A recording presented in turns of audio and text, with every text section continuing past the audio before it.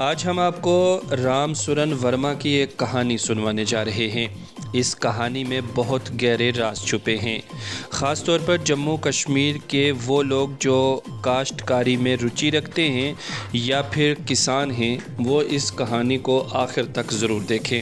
کم از کم رام سورن ورما کی اس کہانی کو ایک کسان تک ضرور پہنچائیں، شاید یہ کہانی کسی کی زندگی بدل دے۔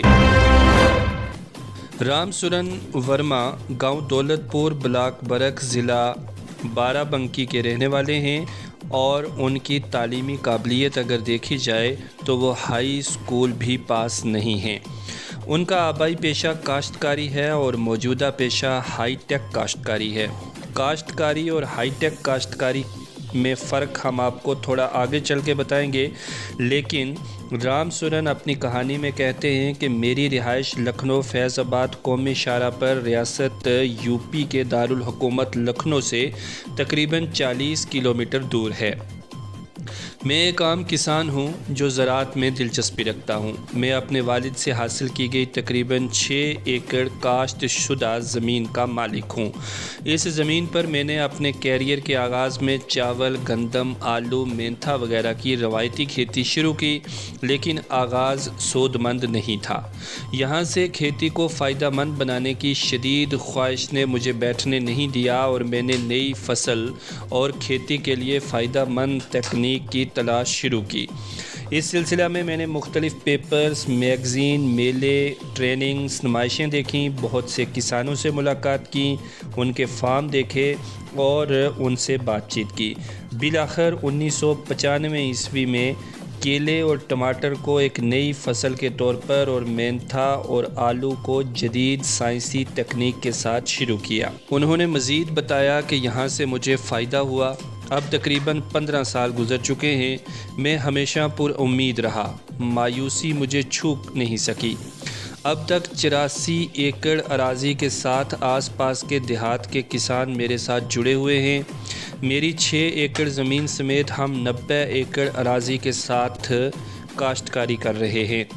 ہائی ٹیک فارمنگ میں ہائیبرڈ ٹماٹر، ٹیشو کلچر، کیلے، آلو، مینتھا وغیرہ کی فصل، سبز کھاد، بایو فرٹیلائزر، ایریگیشن مینجمنٹ، فصل کا انتظام، کھیتی باڑی کا انتظام، جڑی بوٹیوں پر قابو پانے، مارکیٹنگ اور انسانی وسائل کی ترقی کی وجہ سے ہمارے پاس جدید تکنیکوں کو اپنا کر سالانہ 1 کروڑ لاگت کے فائدے کے تناسب تک پہنچ چکے ہیں۔ تھوڑی دیر پہلے ہم نے آپ کو بتایا تھا کہ کاشتکاری اور ہائی ٹیک کاشتکاری کے متعلق ہم آپ کو آگے چل کر بتائیں گے، تو آپ کو بتا دیں کہ کاشتکاری وہ ہے جو ہم روایتی طریقہ کار سے ہمارے کسان کر رہے ہیں، اور ہائی ٹیک کاشتکاری رام سورن ورما نے کی، جو اس وقت سالانہ تقریباً 1 کروڑ روپیہ کما رہے ہیں، اور دیگر ساتھیوں کے ساتھ مل کر اس وقت وہ تقریباً 50,000 سے زائد لوگوں کے رابطے میں ہیں